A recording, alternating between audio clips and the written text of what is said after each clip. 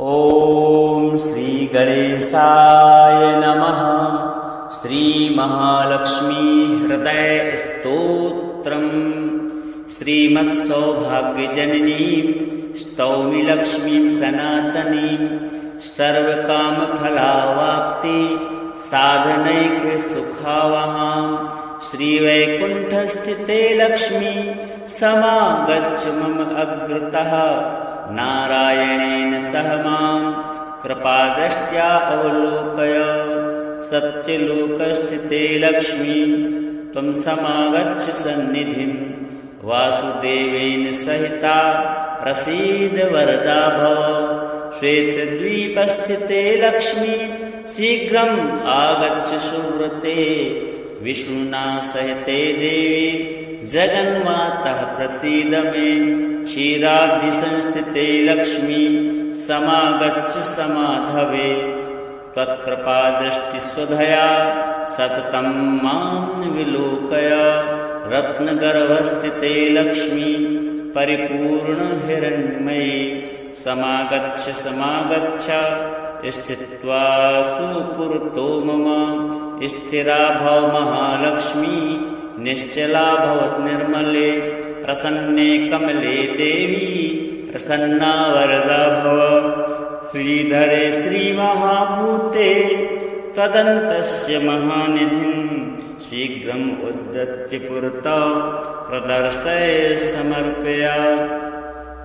वसुन्धरे श्रीवसुधे वसुदोग्रे कृपामयी। त्वत्कुक्षिगतं सर्वस्वं शीघ्रं मे त्वं प्रदर्शय। विष्णुप्रिये रत्नगर्भे समस्तफलदे शिवे। त्वद्गर्भगत हेमादीन् सम्प्रदर्शय दर्शय। अत्रोपविश्य लक्ष्मी त्वं स्थिरा भव हिरण्मयी। सुस्थिरा भव सुप्रीत्या प्रसन्नवरदा भव। सादरे मस्तकं हस्तं मम तव कृपया अर्पय। सर्वराजगृहे लक्ष्मी त्वत्कलामयि तिष्ठतु। यथा वैकुण्ठनगरा यथैव क्षीरसागरे तथा मद्भवने तिष्ठ स्थिरं श्रीविष्णुना सह। आद्यादिमहालक्ष्मी विष्णुवामाङ्कसंस्थिते। प्रत्यक्षं कुरु मे रूपं रक्ष मां शरणागतं। समागच्छ महालक्ष्मी धन्यधान्यसमन्विते। प्रसीद पुरतः स्थित्वा प्रणतं मां विलोकय। दयासुदृष्टिं कुरुतां मयि श्रीस्वर्णदृष्टि कुरु मे गृहे। श्रीमत्सौभाग्यजननीं स्तौमि लक्ष्मीं सनातनीं सर्वकामफलावाप्ति साधनैक सुखावहां। श्रीवैकुण्ठस्थिते लक्ष्मी समागच्छ मम अग्रतः। नारायणेन सह मां कृपादृष्ट्या अवलोकय। सत्यलोकस्थिते लक्ष्मी त्वं समागच्छ सन्निधिं। वासुदेवेन सहिता प्रसीद वरदा भव। श्वेतद्वीपस्थिते लक्ष्मी शीघ्रम् आगच्छ सुव्रते। विष्णुना सहिते देवी जगन्मातः प्रसीद मे। क्षीराब्धिसंस्थिते लक्ष्मी समागच्छ समाधवे। त्वत्कृपादृष्टिस्वधया सततं मां विलोकय। रत्नगर्भस्थिते लक्ष्मी परिपूर्णहिरण्मयी समागच्छ समागच्छ। स्थित्वा सुपुरतो मम स्थिरा भव महालक्ष्मी। निश्चला भव निर्मले प्रसन्ने कमले देवी प्रसन्ना वरदा भव। श्रीधरे श्रीमहाभूते तदन्तस्य महानिधिं। शीघ्रम् उद्धत्य पुरतः प्रदर्शय समर्पय। वसुन्धरे श्रीवसुधे वसुदोग्रे कृपामयी। त्वत्कुक्षिगतं सर्वस्वं शीघ्रं मे त्वं प्रदर्शय। विष्णुप्रिये रत्नगर्भे समस्तफलदे शिवे त्वद्गर्भगत हेमादीन् सम्प्रदर्शय दर्शया अत्रोपविश्य लक्ष्मी त्वं स्थिरा भव हिरण्मयी सुस्थिरा भव सुप्रीत्या प्रसन्नवरदा भव सादरे मस्तकं हस्तं मम तव कृपया अर्पय सर्वराजगृहे लक्ष्मी त्वत्कलामयि तिष्ठतु यथा वैकुण्ठनगरा यथैव क्षीरसागरे तथा मद्भवने तिष्ठ स्थिरं श्रीविष्णुना सह आद्यादिमहालक्ष्मी विष्णुवामाङ्कसंस्थिते प्रत्यक्षं कुरु मे रूपं रक्ष मां शरणागतं समागच्छ महालक्ष्मी धन्यधान्यसमन्विते प्रसीद पुरतस्थित्वा प्रणतं मां विलोकय दयासुदृष्टिं कुरुतां मयि श्रीस्वर्णदृष्टि कुरु मे गृहे श्रीमत्सौभाग्यजननीं स्तौमि लक्ष्मीं सनातनीं सर्वकामफलावाप्ति साधनैकसुखावहां श्रीवैकुण्ठस्थिते लक्ष्मी समागच्छ मम अग्रतः नारायणेन सह मां कृपादृष्ट्या अवलोकय सत्यलोकस्थिते लक्ष्मी त्वं समागच्छ सन्निधिं वासुदेवेन सहिता प्रसीद वरदा भव श्वेतद्वीपस्थिते लक्ष्मी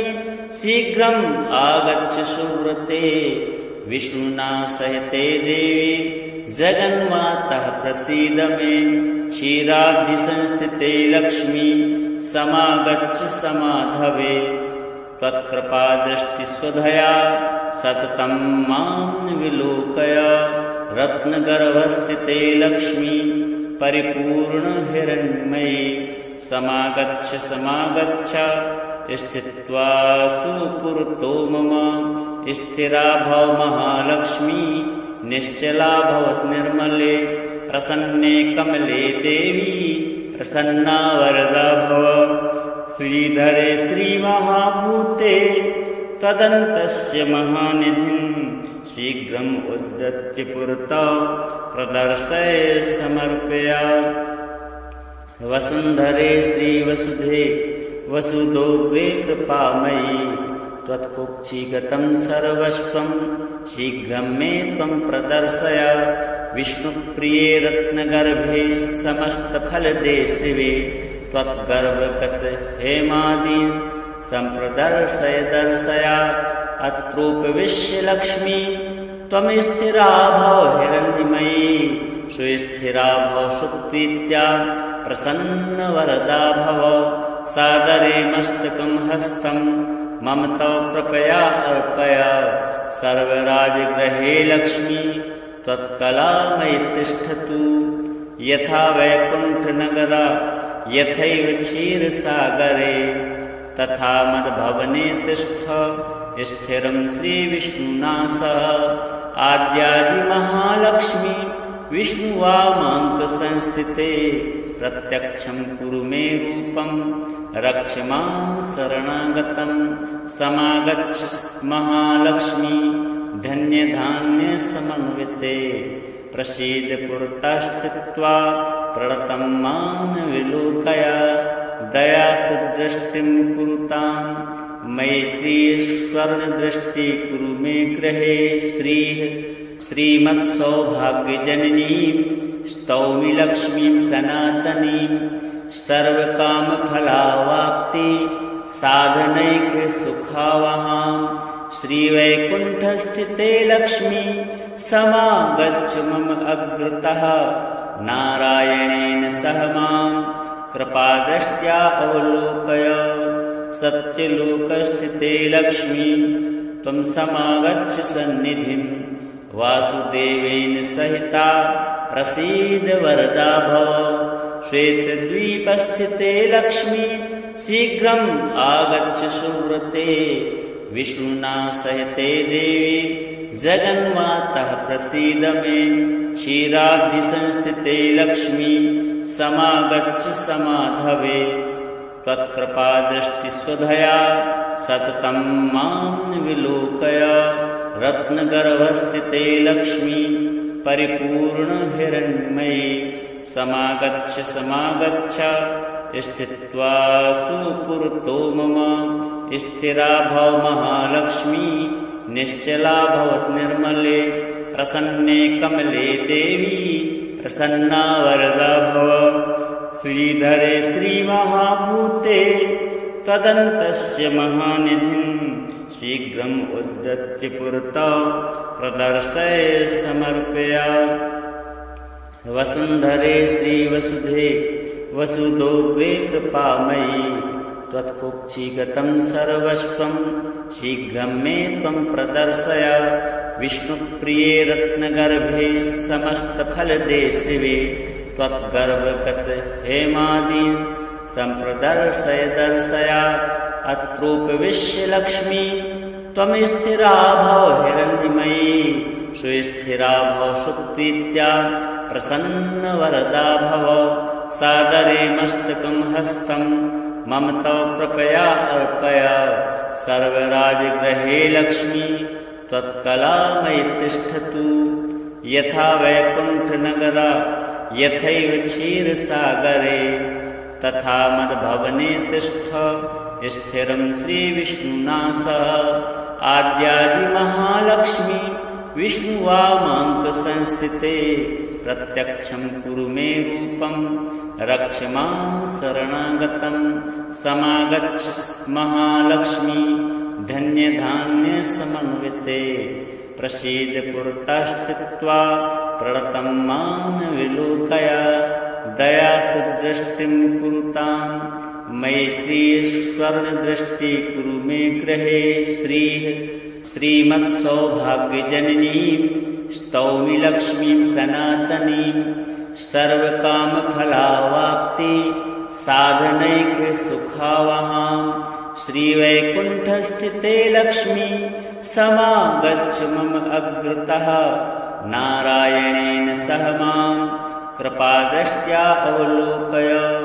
सत्यलोकस्थिते लक्ष्मी त्वं समागच्छ सन्निधिं वासुदेवेन सहिता प्रसीद वरदा भव श्वेतद्वीपस्थिते लक्ष्मी शीघ्रम् आगच्छ सुव्रते विष्णुना सहिते देवी जगन्मातः प्रसीद मे क्षीराब्धिसंस्थिते लक्ष्मी समागच्छ समाधवे त्वत्कृपादृष्टिस्वधया सततं मां विलोकय रत्नगर्भस्थिते लक्ष्मी परिपूर्णहिरण्मयी समागच्छ समागच्छ स्थित्वा सुपुरतो मम स्थिरा भव महालक्ष्मी निश्चला भव निर्मले प्रसन्ने कमले देवी प्रसन्ना वरदा भव श्रीधरे श्रीमहाभूते तदन्तस्य महानिधिं शीघ्रम् उद्धत्य पुरतः प्रदर्शय समर्पया वसुन्धरे श्रीवसुधे वसुदोग्रे कृपामयी त्वत्कुक्षिगतं सर्वस्वं शीघ्रं मे त्वं प्रदर्शय विष्णुप्रिये रत्नगर्भे समस्तफलदे शिवे त्वत्गर्भगत हेमादीन् सम्प्रदर्शय दर्शया अत्रोपविश्य लक्ष्मी त्वं स्थिरा भव हिरण्मयी सुस्थिरा भव सुप्रीत्या प्रसन्नवरदा भव सादरे मस्तकं हस्तं मम तव कृपया अर्पय सर्वराजगृहे लक्ष्मी त्वत्कलामयि तिष्ठतु यथा वैकुण्ठनगरा यथैव क्षीरसागरे तथा मद्भवने तिष्ठ स्थिरं श्रीविष्णुना सह आद्यादिमहालक्ष्मी विष्णुवामाङ्कसंस्थिते प्रत्यक्षं कुरु मे रूपं रक्ष मां शरणागतं समागच्छ महालक्ष्मी धन्यधान्यसमन्विते प्रसीद पुरतः स्थित्वा प्रणतं मां विलोकय दयासुदृष्टिं कुरुतां मयि श्रीस्वर्णदृष्टि कुरु मे गृहे श्रीः श्रीमत्सौभाग्यजननीं स्तौमि लक्ष्मीं सनातनीं सर्वकामफलावाप्ति साधनैकसुखावहां श्रीवैकुण्ठस्थिते लक्ष्मी समागच्छ मम अग्रतः नारायणेन सह मां कृपादृष्ट्या अवलोकय सत्यलोकस्थिते लक्ष्मी त्वं समागच्छ सन्निधिं वासुदेवेन सहिता प्रसीद वरदा भव श्वेतद्वीपस्थिते लक्ष्मी शीघ्रम् आगच्छ सुव्रते विष्णुना सहिते देवी जगन्मातः प्रसीद मे क्षीराब्धिसंस्थिते लक्ष्मी समागच्छ समाधवे त्वत्कृपादृष्टिस्वधया सततं मां विलोकय रत्नगर्भस्थिते लक्ष्मी परिपूर्णहिरण्मयी समागच्छ समागच्छ स्थित्वा सुपुरतो मम स्थिरा भव महालक्ष्मी निश्चला भव निर्मले प्रसन्ने कमले देवी प्रसन्ना वरदा भव श्रीधरे श्रीमहाभूते तदन्तस्य महानिधिं शीघ्रम् उद्धत्य पुरतः प्रदर्शय समर्पया वसुन्धरे श्रीवसुधे वसुदोग्रे कृपामयी त्वत्कुक्षिगतं सर्वस्वं शीघ्रं मे त्वं प्रदर्शय विष्णुप्रिये रत्नगर्भे समस्तफलदे शिवे त्वत्गर्भगत हेमादीन् सम्प्रदर्शय दर्शया अत्रोपविश्य लक्ष्मी त्वं स्थिरा भव हिरण्मयी सुस्थिरा भव सुप्रीत्या प्रसन्नवरदा भव सादरे मस्तकं हस्तं मम तव कृपया अर्पय सर्वराजगृहे लक्ष्मी त्वत्कलामयि तिष्ठतु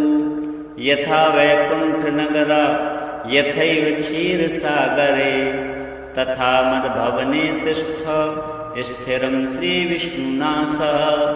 आद्यादिमहालक्ष्मी विष्णुवामाङ्कसंस्थिते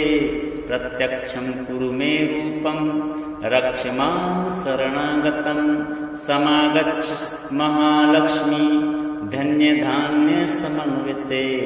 प्रसीद पुरतस्थित्वा प्रणतं मां विलोकय दयासुदृष्टिं कुरुतां मयि श्रीस्वर्णदृष्टि कुरु मे गृहे श्रीः श्रीमत्सौभाग्यजननीं स्तौमि लक्ष्मीं सनातनीं सर्वकामफलावाप्ति साधनैकसुखावहां श्रीवैकुण्ठस्थिते लक्ष्मी समागच्छ मम अग्रतः नारायणेन सह मां कृपादृष्ट्या अवलोकय सत्यलोकस्थिते लक्ष्मी त्वं समागच्छ सन्निधिं वासुदेवेन सहिता प्रसीद वरदा भव श्वेतद्वीपस्थिते लक्ष्मी शीघ्रम् आगच्छ सुव्रते विष्णुना सहिते देवी जगन्मातः प्रसीद मे क्षीराब्धिसंस्थिते लक्ष्मी समागच्छ समाधवे त्वत्कृपादृष्टिस्वधया सततं मां विलोकय रत्नगर्भस्थिते लक्ष्मी परिपूर्णहिरण्मयी समागच्छ समागच्छ स्थित्वा सुपुरतो मम स्थिरा भव महालक्ष्मी निश्चला भव निर्मले प्रसन्ने कमले देवी प्रसन्ना वरदा भव श्रीधरे श्रीमहाभूते तदन्तस्य महानिधिं शीघ्रम् उद्धत्य पुरतः प्रदर्शय समर्पया वसुन्धरे श्रीवसुधे वसुदोग्रे कृपामयी त्वत्कुक्षिगतं सर्वस्वं शीघ्रं मे त्वं प्रदर्शय विष्णुप्रिये रत्नगर्भे समस्तफलदे शिवे त्वत्गर्भगत हेमादीन् सम्प्रदर्शय दर्शया अत्रोपविश्य लक्ष्मी त्वं स्थिरा भव हिरण्मयी सुस्थिरा भव सुप्रीत्या प्रसन्नवरदा भव सादरे मस्तकं हस्तं मम तव कृपया अर्पय सर्वराजगृहे लक्ष्मी त्वत्कलामयि तिष्ठतु यथा वैकुण्ठनगरा यथैव क्षीरसागरे तथा मद्भवने तिष्ठ स्थिरं श्रीविष्णुना सह आद्यादिमहालक्ष्मी विष्णुवामाङ्कसंस्थिते प्रत्यक्षं कुरु मे रूपं रक्ष मां शरणागतं समागच्छ महालक्ष्मी धन्यधान्यसमन्विते प्रसीद पुरतस्थित्वा प्रणतं मां विलोकय दयासुदृष्टिं कुरुतां मयि श्रीस्वर्णदृष्टि कुरु मे गृहे श्रीमत्सौभाग्यजननीं स्तौमि लक्ष्मीं सनातनीं सर्वकामफलावाप्ति साधनैकसुखावहां श्रीवैकुण्ठस्थिते लक्ष्मी समागच्छ मम अग्रतः नारायणेन सह मां कृपादृष्ट्या अवलोकय सत्यलोकस्थिते लक्ष्मी त्वं समागच्छ सन्निधिं वासुदेवेन सहिता प्रसीद वरदा भव श्वेतद्वीपस्थिते लक्ष्मी शीघ्रम् आगच्छ सुव्रते विष्णुना सहिते देवी जगन्मातः प्रसीद मे क्षीराब्धिसंस्थिते लक्ष्मी समागच्छ समाधवे त्वत्कृपादृष्टिस्वधया सततं मां विलोकय रत्नगर्भस्थिते लक्ष्मी परिपूर्णहिरण्मयी समागच्छ स्थित्वा सुपुरतो मम स्थिरा भव महालक्ष्मी निश्चला भव निर्मले प्रसन्ने कमले देवी प्रसन्ना वरदा भव श्रीधरे श्रीमहाभूते तदन्तस्य महानिधिं शीघ्रम् उद्धत्य पुरतः प्रदर्शय समर्पया वसुन्धरे श्रीवसुधे वसुदोग्रे कृपामयी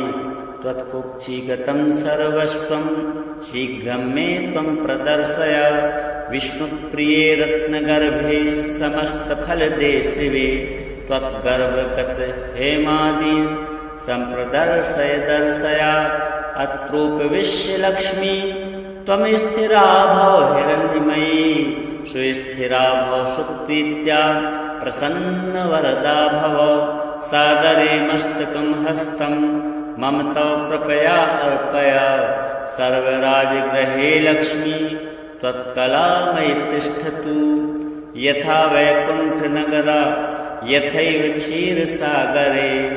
तथा मद्भवने तिष्ठ स्थिरं श्रीविष्णुना सह आद्यादिमहालक्ष्मी विष्णुवामाङ्कसंस्थिते प्रत्यक्षं कुरु मे रूपं रक्ष मां शरणागतं समागच्छ महालक्ष्मी धन्यधान्यसमन्विते प्रसीद पुरतस्थित्वा प्रणतं मां विलोकय दयासुदृष्टिं कुरुतां मयि श्रीस्वर्णदृष्टि कुरु मे गृहे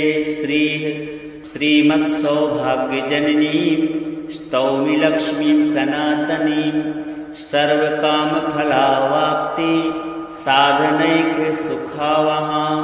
श्रीवैकुण्ठस्थिते लक्ष्मी समागच्छ मम अग्रतः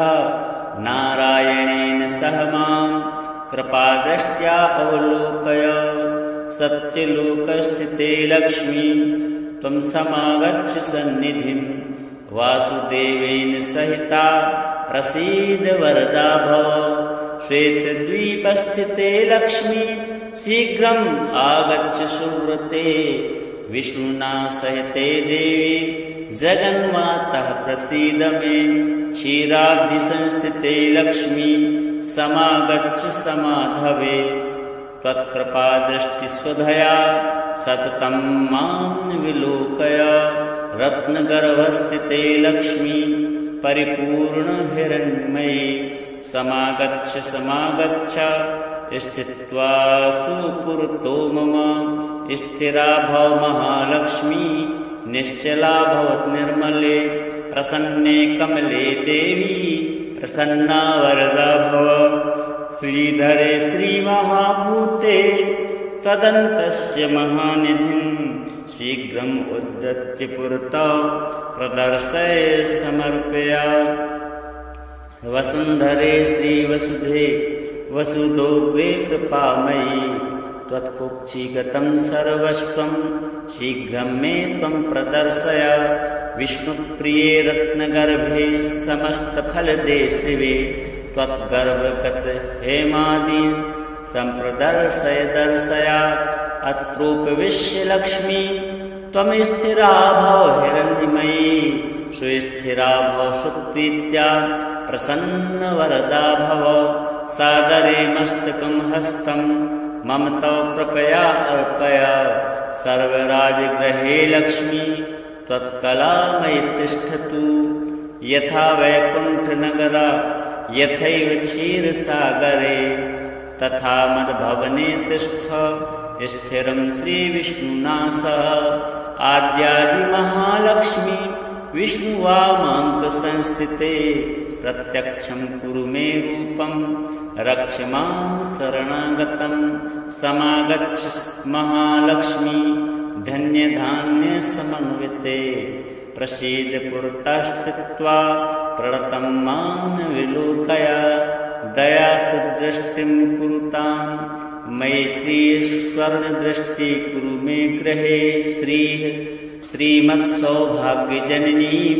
स्तौमि लक्ष्मीं सनातनीं सर्वकामफलावाप्ति साधनैकसुखावहां श्रीवैकुण्ठस्थिते लक्ष्मी समागच्छ मम अग्रतः नारायणेन सह मां कृपादृष्ट्या अवलोकय सत्यलोकस्थिते लक्ष्मी त्वं समागच्छ सन्निधिं वासुदेवेन सहिता प्रसीद वरदा भव श्वेतद्वीपस्थिते लक्ष्मी शीघ्रम् आगच्छ सुव्रते विष्णुना सहिते देवी जगन्मातः प्रसीद मे क्षीराब्धिसंस्थिते लक्ष्मी समागच्छ समाधवे त्वत्कृपादृष्टिस्वधया सततं मां विलोकय रत्नगर्भस्थिते लक्ष्मी परिपूर्णहिरण्मयी समागच्छ समागच्छ स्थित्वा सुपुरतो मम स्थिरा भव महालक्ष्मी निश्चला भव निर्मले प्रसन्ने कमले देवी प्रसन्ना वरदा भव श्रीधरे श्रीमहाभूते तदन्तस्य महानिधिं शीघ्रम् उद्धत्य पुरतः प्रदर्शय समर्पया वसुन्धरे श्रीवसुधे वसुदोग्रे कृपामयी त्वत्कुक्षिगतं सर्वस्वं शीघ्रं मे त्वं प्रदर्शय विष्णुप्रिये रत्नगर्भे समस्तफलदे शिवे त्वद्गर्भगत हेमादीन् सम्प्रदर्शय दर्शया अत्रोपविश्य लक्ष्मी त्वं स्थिरा भव हिरण्मयी सुस्थिरा भव सुप्रीत्या प्रसन्नवरदा भव सादरे मस्तकं हस्तं मम तव कृपया अर्पय सर्वराजगृहे लक्ष्मी त्वत्कलामयि तिष्ठतु यथा वैकुण्ठनगरा यथैव क्षीरसागरे तथा मद्भवने तिष्ठ स्थिरं श्रीविष्णुना सह आद्यादिमहालक्ष्मी विष्णुवामाङ्कसंस्थिते प्रत्यक्षं कुरु मे रूपं रक्ष मां शरणागतं समागच्छ महालक्ष्मी धन्यधान्यसमन्विते प्रसीद पुरतस्थित्वा प्रणतं मां विलोकय दयासुदृष्टिं कुरुतां मयि श्रीस्वर्णदृष्टि कुरु मे गृहे श्रीमत्सौभाग्यजननीं